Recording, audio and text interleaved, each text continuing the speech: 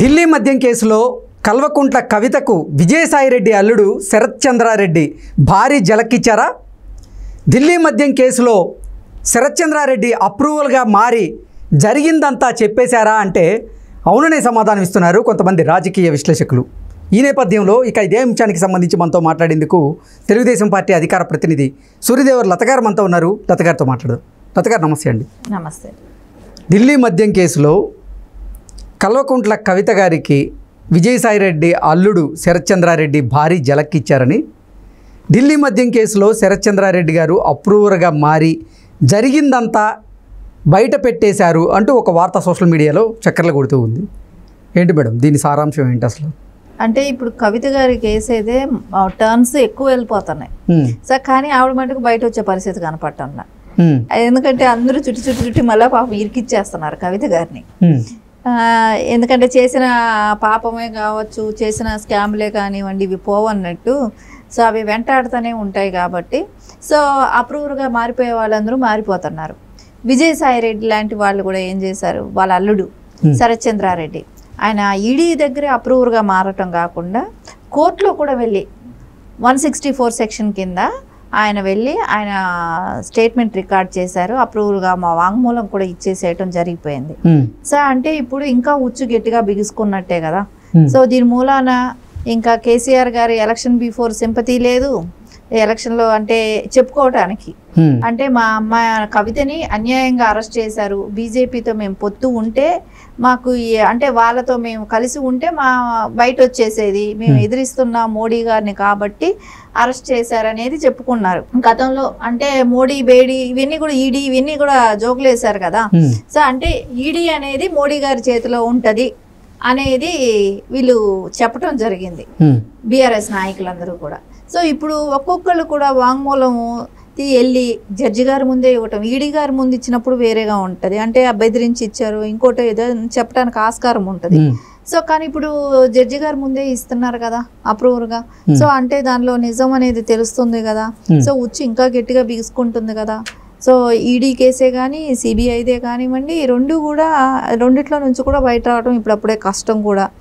ఇవన్నీ కూడా కేసీఆర్ గారు మొన్న చెప్తున్నారు కదా, బీజేపీతో మేము కలిస్తే మాకు ఈ బాధలు ఉండవు అనేది. అంటే దాని మూలాన మమ్మల్ని అరెస్ట్ చేయటము, కవితని అరెస్ట్ చేసే ఇది కూడా మోడీ గారు ఇదే బీజేపీ వేసిన స్కెచ్చే అనేది చెప్తున్నాడు. కానీ అదంతా ఉన్నా లేకపోయినా ఏదేమైనా కూడా స్కామ్ అంటూ చేశారు, స్కామ్ చేశారు కాబట్టి ఈరోజు ఇరుక్కున్నారు. దాని మూలానైతే ఫేస్ చేయాలి. రేపు పొద్దున ఎలక్షన్లోకి ప్రజల్లోకి వెళ్ళాలి. వెళ్ళినప్పుడు ఏం చెప్తారు, కవిత గారి అంశం కూడా రావాలి. ప్రజలకి ఏమని చెప్తారు అంటే లిక్కర్ స్కామ్లో కవిత గారు అక్కడ అరెస్ట్ అయింది నిజం కాదని చెప్తారా, లేదంటే అది అన్యాయంగా అరెస్ట్ చేశారని చెప్తారా? సరే, ఒక అధ్యక్షుడిగా పార్టీ అధ్యక్షుడిగా ఆయన ఇచ్చే స్టేట్మెంట్ ఏంటి?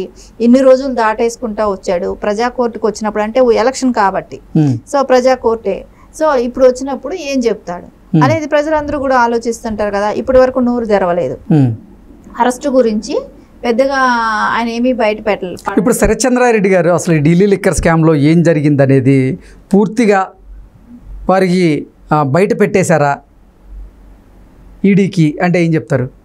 అది ఖచ్చితంగా ఆయన అనుకునేటివన్నీ ఏవేవైతే జరిగాయో, ఎవరెవరు ఇన్వాల్వ్మెంట్ ఉందో, ఏం జరిగిందో అనేది శరత్ చంద్రారెడ్డి చెప్పటమే కానివ్వండి. అది కూడా కాకుండా కవిత గారి పిఏలు కూడా సో వాళ్ళు కూడా చెప్పటం జరిగింది. సో వాళ్ళు కూడా వాళ్ళ ఫోన్లు స్వాధీనం చేసుకోవటం జరిగింది, వాళ్ళు చెప్పటం జరిగింది. సో ఇవన్నీ చూస్తుంటే అందరూ ఒక్కొక్కళ్ళగా వెళ్ళిపోయి ఈడీకి సరెండర్ అవటమే కానివ్వండి, సో వాళ్ళ దగ్గర ఉన్న వాళ్ళ అప్రూవల్గా మారటమే కానివ్వండి, మళ్ళీ వాళ్ళు వెళ్ళి జడ్జిల దగ్గరే కూడా వాళ్ళు అప్రూవల్గా మారుతూ వాళ్ళు స్టేట్మెంట్ ఇవ్వటమే కానివ్వండి, వాంగ్మూలం ఇచ్చేస్తున్నారు. సో ఇవన్నీ కేజ్రీవాల్కి కూడా ఇది కష్టమైన దశే. ఎందుకంటే ఎలక్షన్స్ ఉన్నాయి కానీ ఉన్నా కూడా ఇప్పుడు వీళ్ళందరూ ఇచ్చే వాంగ్మూలం మూలాన సో ఆయన కూడా బయట రావటం కష్టమే అవుతుంది. సో పార్టీలో కూడా కొంతమంది కేజ్రీవాల్ని కూడా రిజైన్ చేస్తూ వేరే అంటే ఇంత అక్రమాలు జరుగుతున్నాయి, ఇలాంటి పార్టీలో ఉండలేమనే దానికి ఆ పార్టీలో నుంచి కూడా వెళ్ళిపోయిన వాళ్ళు కూడా ఉన్నారు, పార్టీలు మారిపోతున్నారు. ఇదంతా కలిపి దీనిలో మెయిన్ కీలకమైన వ్యక్తి కింగ్ పిన్ కూడా కవిత గారు అనేది గతంలో ఈడీఏ కానివ్వండి, సిబిఐ కానివ్వండి, మెయిన్ సూత్రధారి ఎవరైనా ఉన్నారంటే కవిత గారు అనేది స్పష్టంగా వాళ్ళు చెప్తున్నారు కదా. సో ఇవన్నీ రికార్డ్ పరంగా చూసినా ఎటు చూసినా కూడా అక్కడే కాదు, ఇప్పుడు ఢిల్లీదే కాదు, ఇంక ఎలక్షన్లు అయిన తర్వాత ఇక్కడ ఎంత లిక్కర్ది చేశారు, ఇవన్నీ కూడా బయట వస్తాయి. స్టేట్లో కూడా లిక్కర్ దందాలు జరిగాయి, అవన్నీ కూడా బయట రావాల్సిన అంశాలే. ఇంకా నెక్స్ట్ ఎలక్షన్ తర్వాత నుంచి ఒక్కొక్కటి బీఆర్ఎస్ పార్టీకి అన్నీ ఉచ్చే తగులుకుంటుంది. సో ఇప్పుడు అంటున్నాడు, నేను కానీ పిలిస్తే 20 మంది ఎమ్మెల్యేలు వచ్చేస్తారు కాంగ్రెస్ నుంచి అని కేసీఆర్ గారు అంటమే కానివ్వండి. సో ఈరోజు ఇతను రేవంత్ గారు అంటున్నారు కదా, నేను చెప్పానంటే అందరూ వచ్చేస్తారు, మీ పార్టీ ఖాళీ అయిపోతుంది అని చెప్పి కారు షెడ్ పోతుంది అంటున్నాడు. రాజేంద్ర నగర్ ఎమ్మెల్యే కూడా వెళ్ళి కలవటం జరిగింది. ఇంకా సిటీలో ఉన్న ఎమ్మెల్యేలు అందరూ కూడా, గుత్తా సికిందర్ రెడ్డి అతను కూడా ఇప్పుడు కేసీఆర్ గారి మీద అలాగే బీఆర్ఎస్ మీద కొన్ని ఆరోపణలు అయితే చేస్తూ ఉన్నారు. ఆయన కూడా కాంగ్రెస్ పార్టీలోకి వెళ్ళే అవకాశం ఉందంటూ కూడా కొన్ని వార్తలు వస్తూ ఉన్నాయి. ఇప్పటికే అసలు ఢిల్లీ లిక్కర్ స్కామ్ కేసులో అరెస్ట్ అయినటువంటి కవిత ఆ కేసు నుంచి బయటపడేందుకు, బెయిల్ తీసుకొచ్చుకునేందుకు సర్వశక్తులు ఒడ్డుతున్న నేపథ్యంలో ఇప్పుడు శరత్ చంద్రారెడ్డి గారు అప్రూవల్గా మారడం వల్ల ఆవిడ బెయిల్ మీద కూడా అది ప్రభావం పడే అవకాశం ఉందంటూ కొన్ని వార్తలు వస్తున్నాయి. మరి కవిత గారికి బెయిల్ వచ్చేటువంటి అవకాశం ఉంటుందా అంటే ఏం చెప్తారు? ఎందుకంటే కేసు మొత్తం ఇన్వెస్టిగేషన్ అయినాకే ఇచ్చే అవకాశం ఉంటుంది. ఎందుకంటే వీళ్ళు బయట వచ్చిన తర్వాత సాక్షుల్ని ప్రభావితం చేస్తారనే కానివ్వండి. ఎందుకంటే వీళ్ళు ఇప్పుడు లోపల ఉండబట్టే వాళ్ళు అప్రూవ్డ్గా మారారు, వస్తున్నారు ఒక్కొక్కళ్ళు. సో అది కూడా జడ్జి గారికి ముందే వాంగ్మూలం ఇస్తున్నారు కాబట్టి, సో ఇవన్నీ దృష్ట్యా కోర్టు కూడా ఖచ్చితంగా చెప్తుంది, వాళ్ళకి అన్ని సాక్షులు విచారించే వరకు కూడా ఖచ్చితంగా వాళ్ళకైతే బెయిల్ రాదేమో అనిపిస్తుంది, రాదు కూడా, బయట వచ్చే పరిస్థితి. అంటే ఈ కేసులో ఇప్పట్లో కవిత గారికి బెయిల్ వచ్చేటువంటి అవకాశం లేదంటారా? ఖచ్చితంగా లేనట్టే కనపడుతుంది. ఎందుకంటే ఆ ప్రభావం కానీ ఉంటే వీళ్ళందరూ వాంగ్మూలం ఇవ్వటం కూడా ఏదైతే అప్రూవల్గా మారిపోయి ఇస్తున్నారు కదా, సో ఇవన్నీ ఇవ్వటం మూలాన కూడా జడ్జి గారు కూడా ఖచ్చితంగా అనుకుంటారు. ఎందుకంటే ఇప్పుడు మనం బెయిల్ కానిస్తే బయట వెళ్ళారంటే వీళ్ళు సాక్షుల్ని ప్రభావితం చేస్తారు. సో దాని తర్వాత వాళ్ళు వాంగ్మూలం ఇచ్చేది, ఇప్పుడు ఎవరైతే అప్రూవల్గా వస్తున్నారో ఇలాంటి వాళ్ళందరూ కూడా ఆగిపోతారు.